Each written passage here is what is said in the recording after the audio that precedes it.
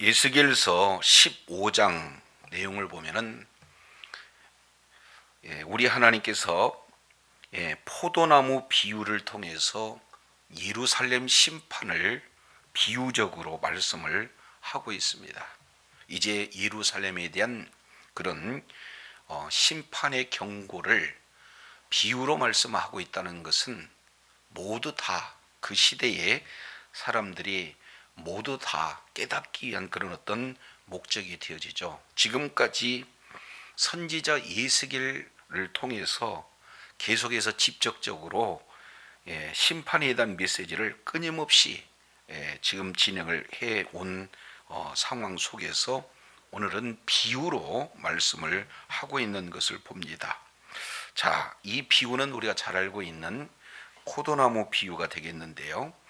1절 내용을 보니까 여호와의 말씀이 내게 임하여 이르시되, 지금 이렇게 말씀을 하고 있습니다. 그러면 지금부터 비유의 그런 말씀은 하나님의 말씀이 임하여 이르신 말씀이므로 하나님의 권위가 이 속에 들어가 있죠.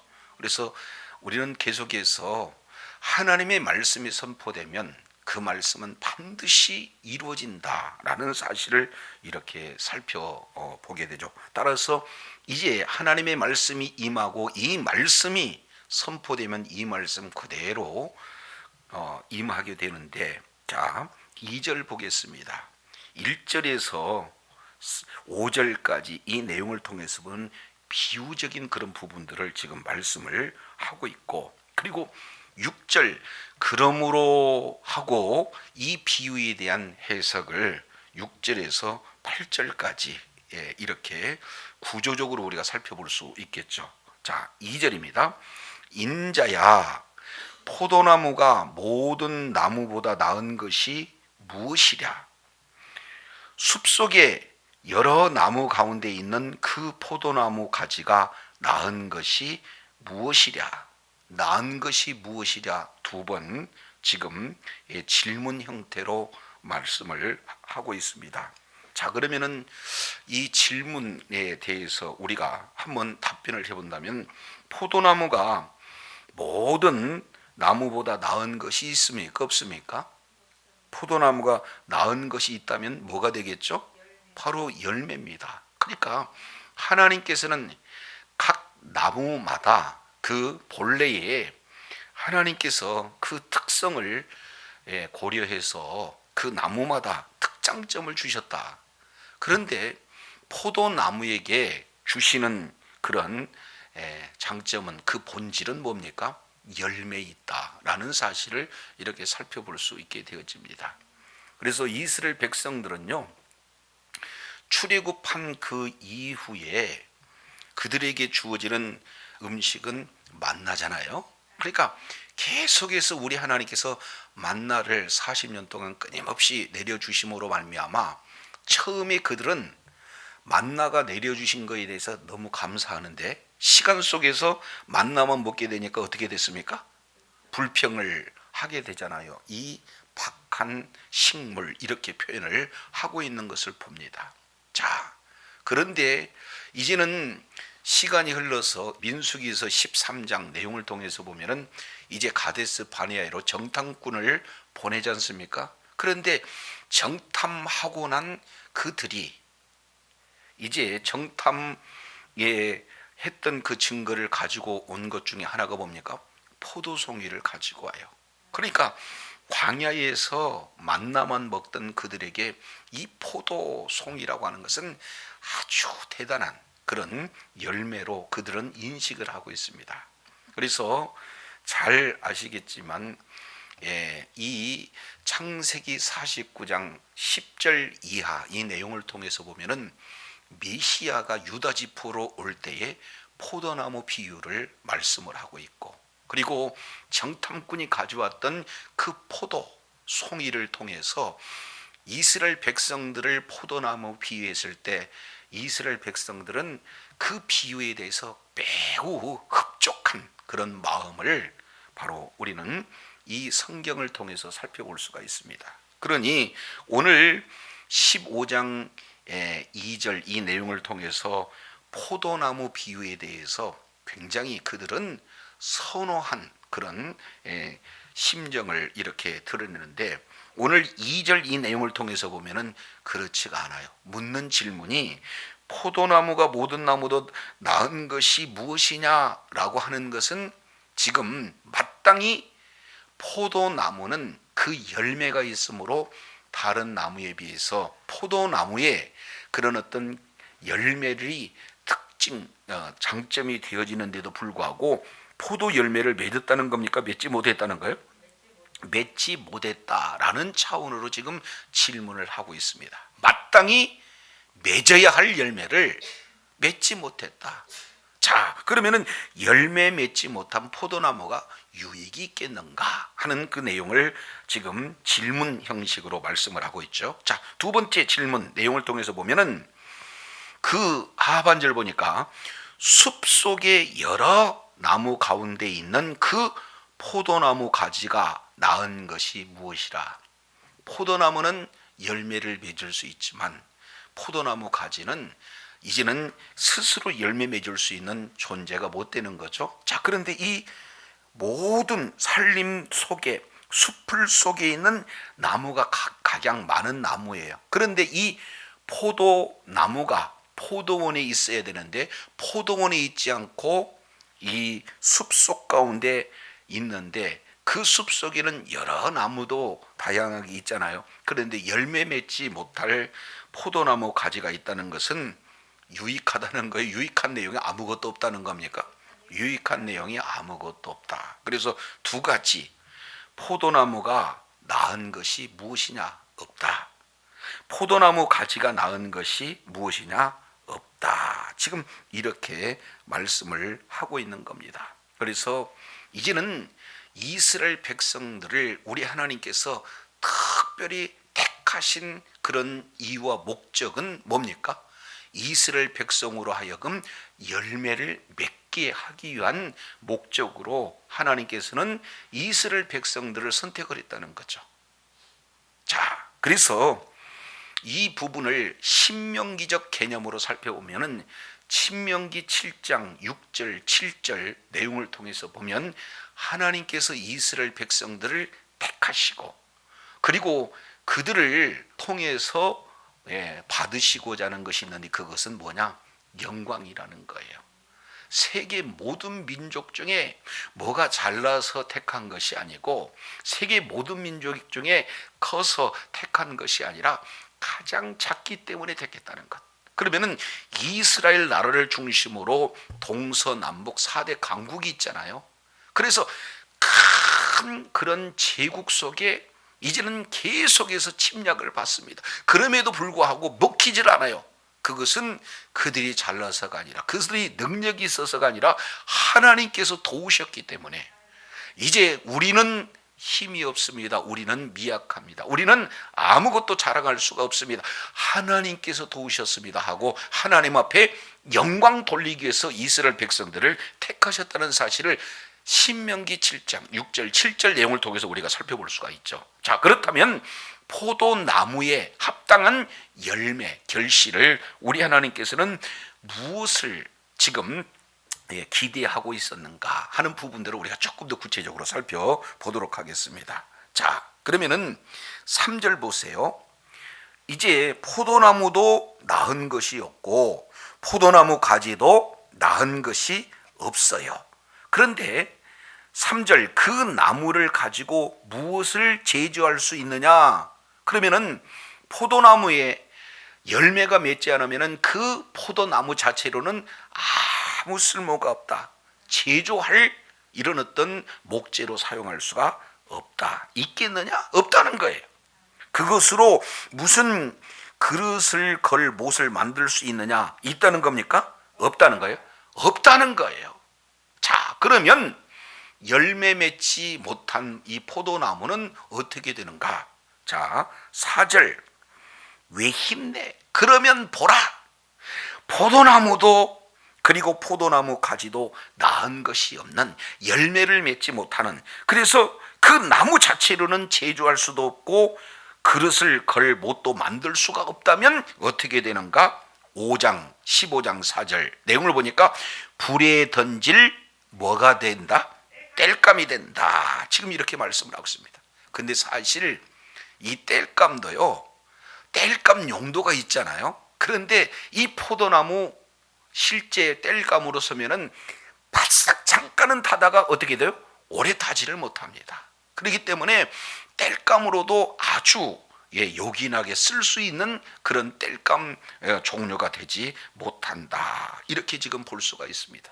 자, 그러면은 이 포도나무에 열매가 있느냐 열매가 없느냐, 이런 어떤 부분을 지금 말씀을 하고 있는데, 그들의 상태를 보시죠. 4절 하반절 내용을 보니까 불이 그 두 끝을 사르고 그리고 그 가운데도 태웠으면 제조에 무슨 소용이 있겠느냐. 아니, 열매를 맺지도 못하고 아예 불타기 전에 있는 그런 어떤 모습도 제조할 수 있는 목재감이 이렇게 목재감으로 소용 자체가 없는 그런 어떤 내용인데, 그 포도나무가 걸렸다, 타다 말았다, 그러면 쓸 수 있다는 겁니까? 전혀 쓸 수 없다는 거예요.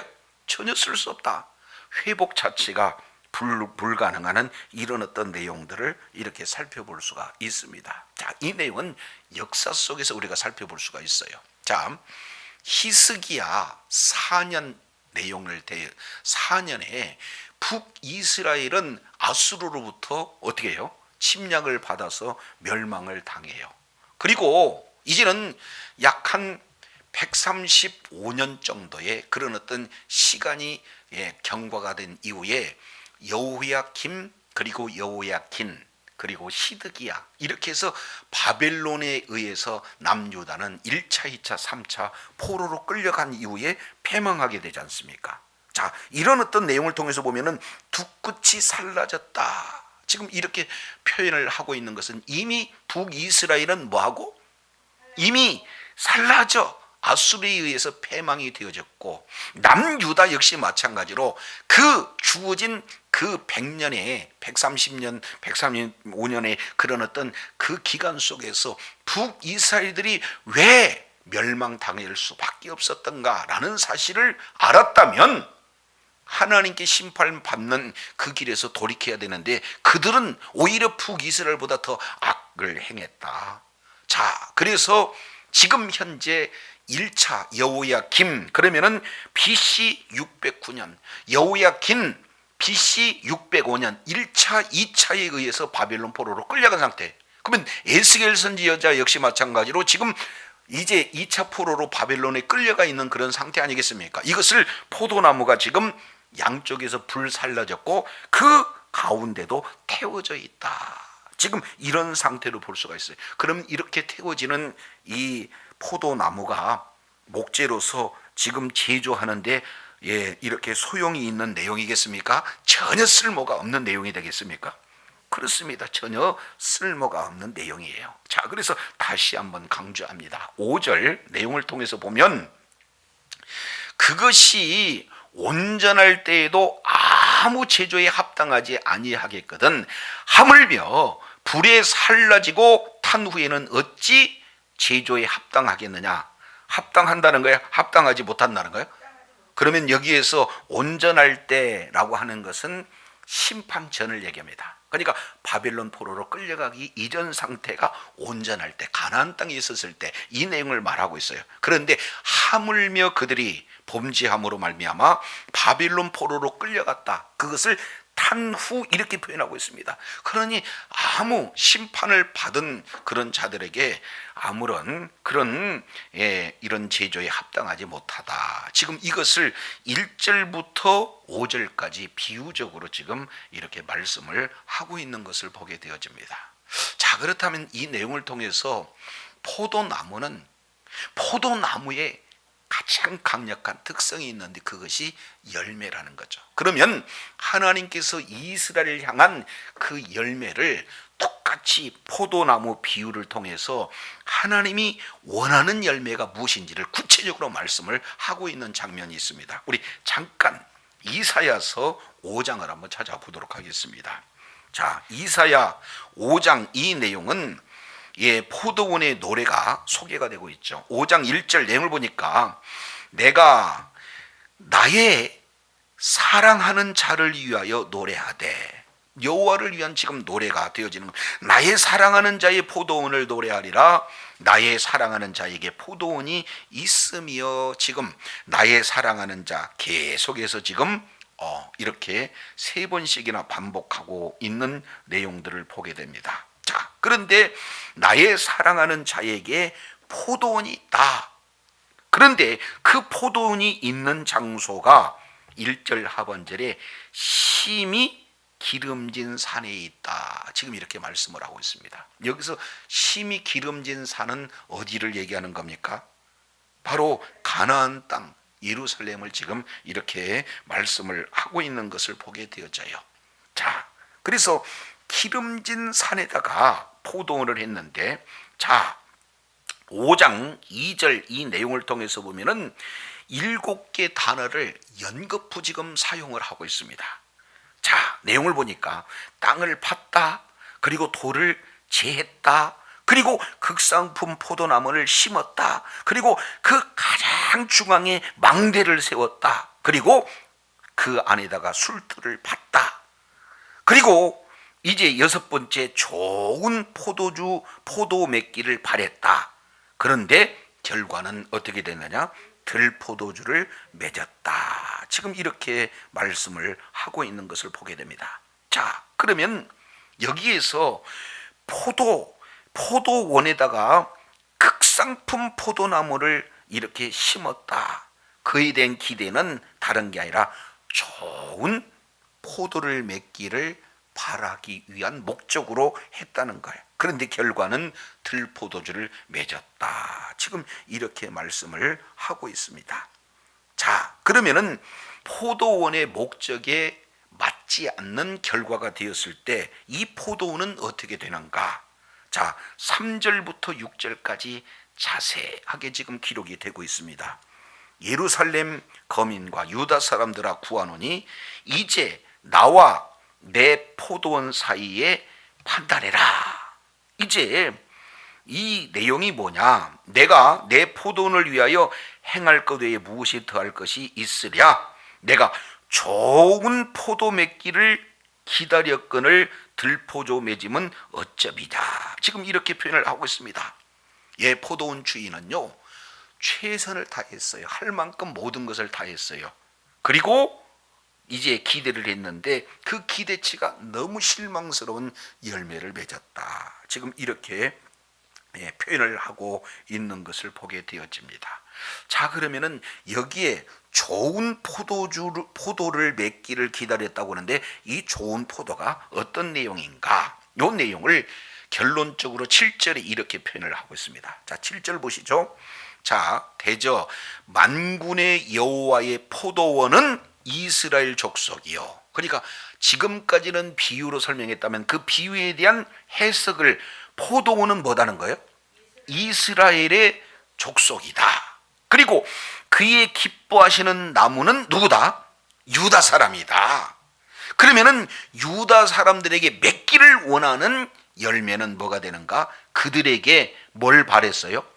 정의를 바랬어요. 정의라고 하는 열매를 맺기를 바랬다. 그런데 도리어 지금 들포도 뭐가 맺었어요? 포악이 맺었고, 기대한 정의의 열매를 맺지 않아지고 기대하지 않은 이런 포악에 대한 열매가 맺은 거예요. 자, 두 번째, 그들에게 공의로움을 맺기를 바랬는데 도리어 부르짖음이 뭐예요? 맺어졌다. 지금 이렇게 말씀을 하고 있습니다. 그러니까 결국 비유는 열매를 맺는 포도원에 대한 비유지만 실제 맺어야 할 열매는 두 가지죠. 하나는 정의의 열매, 그 다음에 뭐예요? 공의의 열매. 잘 아시겠지만 이 정의라고 하는 것은 사람과 사람 사이에 이제 합당한 열매가 되어진 거라면, 공의는 하나님과 사람 사이에 맺어지는 그런 열매를 이렇게 말씀을 하고 있는 것을 보게 되어져요. 그러니까 결국 성경 전체는 하나님 사랑 동시에 이웃 사랑 아니겠어요? 그러니까 공의와 정의, 하나님의 성품에 합당한 열매를 맺는 것이, 이 열매를 이스라엘을 통해서 맺기를 우리 하나님께서는 그토록 원하셨다라는 사실을 이렇게 살펴볼 수가 있습니다. 그러면은 왜 이런 공의와 정의의 열매를 맺는 겁니까? 자, 출애굽기 19장 5절 6절 내용을 통해서 보면은 시내산에서 언약을 맺을 때 이스라엘 백성들에게 지금 그들의 정체성은 뭐라고 말씀을 하고 있습니까? 너희가 내 말을 듣고 언약을 지켜 행하면 너희는 내 소유가 되겠다. 이것이 그들의 정체, 하나님의 소유. 그러면 하나님의 소유는 뭡니까? 거기에 세귤라라고 하는 특별한 보석과 같은 존재로 이렇게 사용해 주시겠다는 거예요. 그러면은 특별한 존재는 그 뒤에 6절 내용을 통해서 보니까 뭐예요? 너희는 제사장, 나라요, 거룩한 백성, 이렇게 우리 주님께서 말씀을 하고 있습니다. 결국 하나님께서 이스라엘 백성들을 택한 이유와 목적은 뭡니까? 그들로 하여금 정의의 열매, 그들로 하여금 공의의 열매를 맺어서 하나님의 백성으로서 제사장 역할을 감당하라는 거예요. 모든 이방 사람들에게 뭐예요? 그 이방 사람들을 하나님이 누구신가를 그들에게 보여주고, 하나님께 이제 그들을 돌이킬 수 있는 제사장적 사명을 잘 감당하라 했는데, 그들은 제사장적 사명을 감당을 했습니까? 아직 하지 못했어요. 그에 합당한 공의와 정의의 열매를 맺었습니까? 맺지 못했어요. 하나님이 기대한 공의와 정의의 열매보다는 오히려 뭐예요? 포악과 부르짖음에 대한 열매로 가득했다. 지금 이렇게 말씀을 하고 있는 것을 보게 되어집니다. 자, 그래서 이들은 결국에 에스겔 선지자가 지금 말씀을 하고 있듯이 열매 없는 포도나무에 불과한 거예요. 자, 그래서 그들은 땔감으로도 사실은 쓸 수 있는 용도가 못 되었다. 지금 이렇게 말씀을 하고 있는 것을 보게 되어집니다. 자, 그러면 다시 이제 에스겔서 15장 1절부터 5절 이 내용을 통해서 보면은 하나님께서 이사야 선지자를 통해서 보시고자 하는 그런 내용은 뭡니까? 바로 정의와 공의의 열매를 맺기를 원했는데, 그런데 그들은 정의와 공의의 열매는커녕 포악과 부르짖음의 열매를 맺는 그런 어떤 모습이기 때문에 그들은 합당한 열매를 맺지 못했다라는 것을 이렇게 살펴볼 수 있게 되어집니다. 자, 그러면은 요 내용을 다르게 호세아 선지자는 조금 다르게 표현을 하고 있습니다. 자, 호세아서 10장 내용을 통해서 보면은 이런 말씀을 하고 있어요. 10장 1절입니다. 이스라엘은 열매 맺은 무성한 포도나무라. 그리고 그 열매가 많을수록 뭐를 쌓아요? 제단을 많게 하며 그 땅이 아름다울수록 또 뭐예요? 주상을 아름답게 하도다. 저희가 두 마음을 품었으니 이제 죄를 받는 것이라. 하나님이 그 제단을 쳐서 깨치시며 주상을 흐르시리로다. 지금 이렇게 말씀을 하고 있습니다. 포도나무는 이스라엘인데 하나님께서 그 이스라엘을 큰 복을 내리셨다. 다른 말로 이스라엘 맺은 그런 열매가 가득가득 맺었다. 그런데 그 맺은 열매로 하나님 앞에 영광 돌리기를 보다는 뭐예요? 우상 제단을 쌓아서 이제는 더 아름다운 열매를 맺으면 맺을수록 하나님이 아닌 우상을 섬기는 데 썼다. 그래서 결국 이제는 하나님께는 복을 받고 복받은 내용을 가지고는 우상을 섬김으로 이제는 두 마음을 품는 그 음행한 이 내용이 그들에게는 죄악이 되었다. 지금 호세아 선지자는 조금 다른 각도로 지금 바라볼 수가 있습니다. 그러니까 열매를 맺은 경우 그리고 열매를 맺지 않는 경우를 각각 포도나무 비유를 통해서 하나님께서 이스라엘에게 주어지는 본래적인 목적을 어떻게 해요? 상실했다는 거예요. 가장 작은 날을 택해서 하나님께서 공급해 주시고 하나님께서 강한 능력을 주심으로 이 모든 것은 하나님께서 하셨습니다라고 하나님 앞에 영광 돌리는 열매, 그리고 이사야 선지자를 통해서는 정의와 공의에 합당한 열매, 그런데 이제 하나님이 원하는 열매는 맺지 못했습니다. 그리고 설령 하나님께서 많은 열매를 맺어준다 할지라도 그 열매를 통해서 하나님 앞에 영광 돌리기보다는 우상을 섬기는데 앞장섰던 이스라엘 백성들, 자, 이들을 향해서 오늘 에스겔 선지자는 뭐라고 말씀을 하고 있습니까? 에스겔서 15장 6절입니다. 그러므로 주 여호와 내가 말하노라, 내가 숲을 가운데 포도나무를 불에 던질 뭘로? 땔감되게 한 것 같이 그랬습니다. 자, 이들은 지금 서 있는 위치, 장소가 어디가 있습니까? 포도원에 있는 거예요? 숲을 가운데 있는 거예요? 그렇습니다. 숲을 가운데 자리를 이탈했습니다. 자, 그러면서 이탈한 그곳에서 이제 열매를 맺지 못하는 포도나무에 불과하다. 그러니 결국에 땔감 용도밖에 되지 않는다. 그런 것과 똑같이 비유로 말씀을 하셨는데, 똑같이 내가 예루살렘 주민도 그같이 할 것이다. 그러니까 예루살렘 주민들이 열매가 있다는 겁니까? 열매가 없다는 겁니까? 네, 열매가 없다. 지금 이렇게 말씀을 하고 있어요. 그래서 심판이 7절에 이렇게 누구로부터 출발되어지는가 봤더니, 내가 그들을 대적한 즉 그들이 그 불에서 나와도 그 불이 그를 사르리라. 설령 불을 지폈는데 불에서 나온다 할지라도 또다시 살르시겠다. 그리고 내가 그들을 대적할 때 그들이 나를 여호와인 줄 알 것이다. 지금 이렇게 표현을 하고 있는 것을 보게 됩니다. 자, 그래서 궁극적으로는요, 8절 내가 그 땅을 뭐하게 하리리? 황무하기를. 사실은 약속의 땅 가나안 땅은 젖과 꿀이 흐르는 땅이 아니겠습니까? 풍요로운 땅이지 않습니까? 그런데 아예 그 땅을 황무하게 하는데 이유는 딱 하나, 그들이 뭐 했기 때문에? 범법했기 때문에. 합당한 열매를 맺지 않고 어떻게 되는 겁니까? 이제는 열매 자체가 없고 열매를 맺게 할 때도 그들은 우상을 숭배했다. 지금 이렇게 말하고 있습니다. 그래서 그들이 왜 심판을 받을 수밖에 없는가?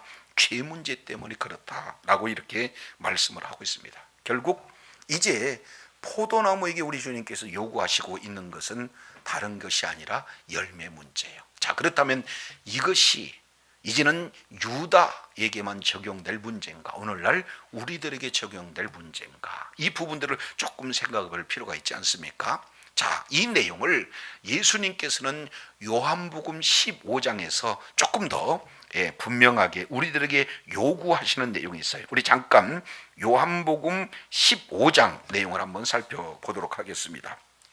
이것은 유명한 그런 우리 주님께서 말씀하고 있는 포도나무에 대한 내용을 지금 예수님과 성도의 관계를 잘 설명해 주시는 내용이 되어지죠. 자, 15장 내용을 통해서 보면은, 자, 그러면은 우리가 열매를 맺어야 되는데 열매를 맺는 내용을 이렇게 표현을 하고 있습니다.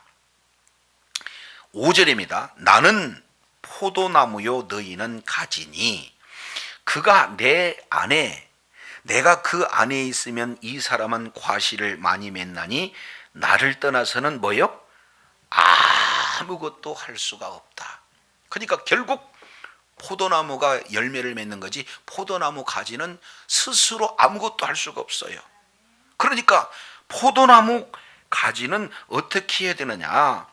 자, 7절 내용을 통해서 보니까 너희가 내 안에 거하고 그리고 내 말이 너희 안에 거하면 무엇이든지 원하는 대로 구하라. 그래야만 뭐하리라? 이루리라. 결국에 이제는 결실을 맺는 것은 딱 하나예요. 자, 5절과 7절 내용을 보면은 반복적인 것이 소개가 되고 있죠. 4절도 봅니다. 내 안에 거하라 나도 너희 안에 거하리라.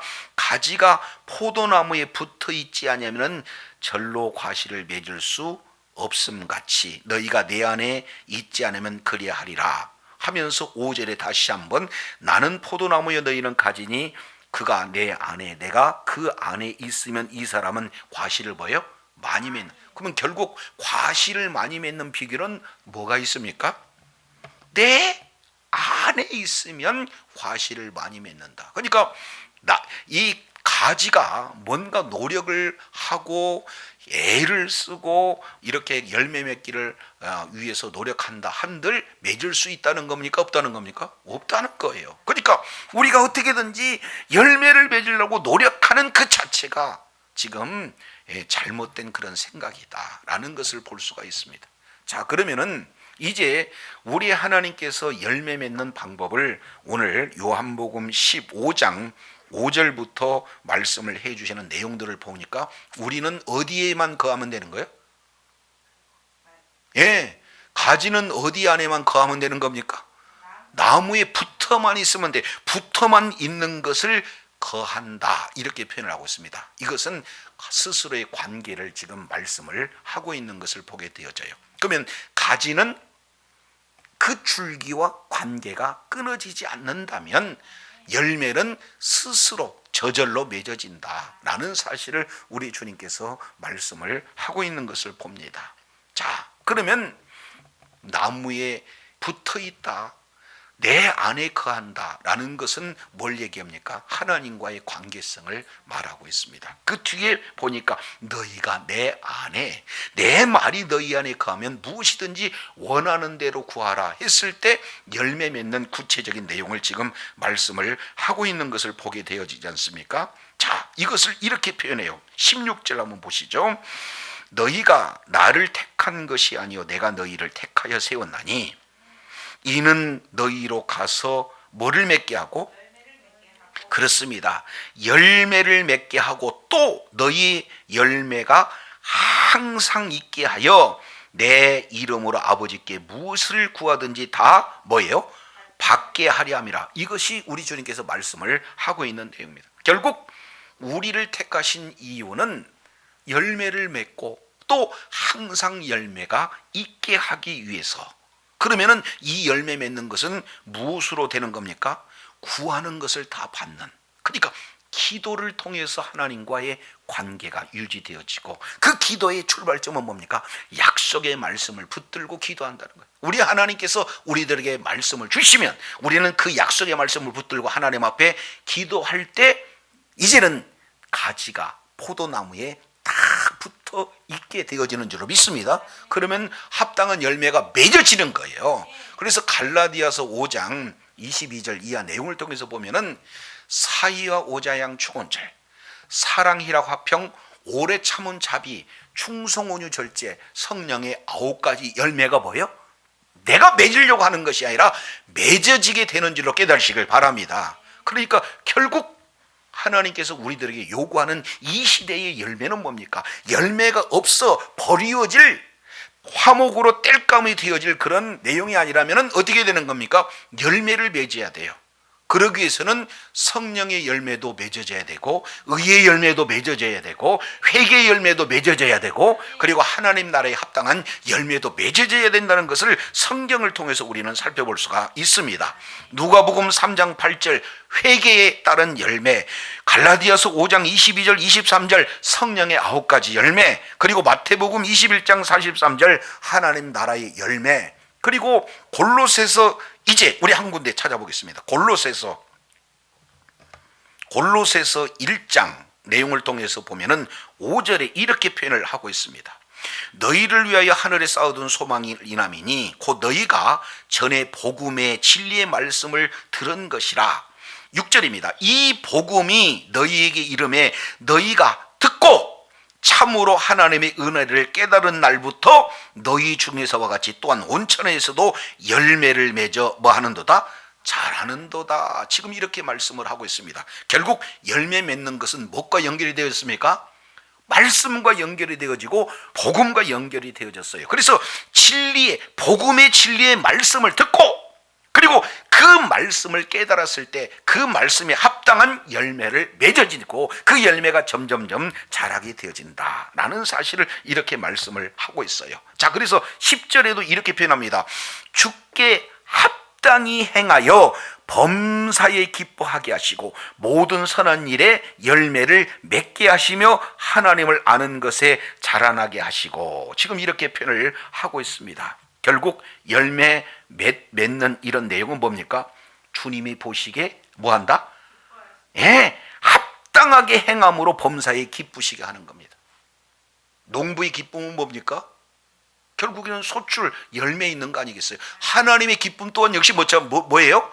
그에 합당한 열매를 맺게 하는, 이것이 하나님의 기쁨이고, 그리고 하나님께서는 열매를 맺게 하신다. 그런데 그 열매의 출처는 다른 거 있지 않고 어디예요? 오늘 요한복음 15장 5절 내용을 보면은 가지는 그 줄기에 딱 뭐 하기만 있으면 붙어 있습니다. 그러면 붙어 있다는 이 내용을 골로새는 뭐라고 표현하고 있습니까? 골로새서 1장 5절 내용을 보니까 바로 복음의 진리의 말씀을 듣고 그 말씀을 깨달았을 때 바로 말씀에 합당한 열매를 맺는다. 지금 이렇게 말씀을 하고 있는 것을 보게 되어집니다. 그래서 이제는 저도 여러분도 하나님께서 우리들에게 요구하신 것은 항상 열매를 맺고, 그리고 항상 그 열매가 있게 하는 것이 우리 주님의 뜻이에요. 자, 그렇다면 하나님께서 이스라엘 백성들을 이제는 제사장 나라로 삼으시고, 그러면 제사장 나라에 합당한 뭐예요? 열매를 우리 주님께서 맺어 하나님께 영광 돌리는 곳이 바로 이스라엘을 향한 바로 하나님의 목적과 계획 아니겠습니까? 그러면 이스라엘 백성들은 우리가 선민이다 하고 선민 의식에만 사로잡혀 있는 것이 아니라 이제 거룩한 백성으로서 정의와 공의의 열매를 맺음으로 많은 이방 나라들을 하나님이 살아계신다는 것을 보여주고, 하나님께 이제는 돌아오게 하는 제사장적 역할을 감당하는 것이 이스라엘이 주어지는 합당한 열매가 되어지는 줄로 믿습니다. 동시에 말씀에 딱 붙어 있음으로 말미암아 말씀에 합당한 열매를 맺는 것이 이스라엘 백성들에게 요구되어지는 열매예요. 그러면 오늘날 우리에게도 동일하겠죠. 우리는 왕같은 제사장이 되어지는 줄로 믿습니다. 그러면은 우리가 이제 거룩한 백성으로서, 구별된 그런 백성으로서 말에도 구별되고 생각도 구별되고 바라보는 것도 구별되고 모든 삶이 구별되는 그 내용은 내가 경건한 것이 목적이 아니라 그러한 모습을 보고 빛과 소금의 사명을 감당해서 많은 영혼을 살아계신 하나님을 소개하고 하나님을 만나게 하는 그런 일에 우리는 그저 뭐예요? 도구가 되어져서 어떻게든 한 영혼이라도 주님의 품으로 이끌 때 우리 주님께서는 그러한 영혼의 열매를 맺는 차로 기뻐 받으실 줄로 믿습니다.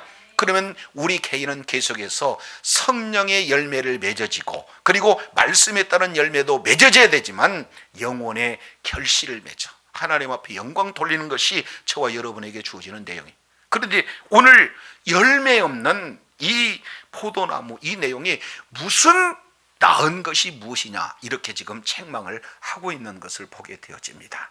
자, 그래서 저와 여러분이 스스로 열매 맺고 하나님 없이 열매 맺으려고 하는 이런 어리석은 자리에서 벗어나서 정말로 말씀에 딱 붙어 있고 늘 기도로 주님과 교제함으로 말미암아 이제는 늘 주님과 동행하는 삶, 늘 주님께 붙어 있는 삶이 되어지면은 자연스럽게 말씀에 합당한 열매, 성령의 9가지 합당한 그런 열매, 그리고 영혼의 열매가 이제 열리게 될 줄로 믿습니다. 이런 열매 맺는 삶을 통해서 너는 나의 제자다 인정받고 하나님의 기쁨이 되어지고 끝까지 우리 하나님 앞에 의로운 병기로 쓰임받는 주의 사랑하는 자녀들이 다 되시기를 예수 이름으로 축원합니다. 기도하겠습니다. 참으로 좋으신 하나님 아버지, 이스라엘 백성들에게 호세야 선지자도 이사야 선지자도 그리고 에스겔 선지자도, 특별히 지금 이 야곱의 그러한 유다에 대한 축복 기도 내용을 통해서 보면 바로 이스라엘 백성들을 포도나무에 비유하고 있습니다. 포도나무는 이제는 그 모든 나무 가운데 유익되는 것은 유일하게 열매를 맺는 것이 포도나무에게 유익인데, 열매 맺지 못한 포도나무가 어떤 용도로 쓸 수 있겠느냐, 주님 되물으시면서 우리 하나님이 맺은 그런 열매, 하나님 앞에 영광 돌리는 열매, 하나님께서 목적하는 그 내용은 이사야 선지를 통해서 정의와 공의의 그런 좋은 그런 극상품 포도 열매, 이것을 우리 주님이 원하시고, 호세아 선지자를 통해서 풍성한 열매를 맺으면 하나님께 영광 돌리기를 원하시는 이런 여러 가지 내용들을 우리가 살펴보면서, 열매 맺는 포도나무야말로 유익되지만 열매 맺지 않았을 때 우리 하나님께서는 이제는 이런 땔감으로도 소용되지 못하는 그런 모습을 우리 주님이 말씀하고 있습니다.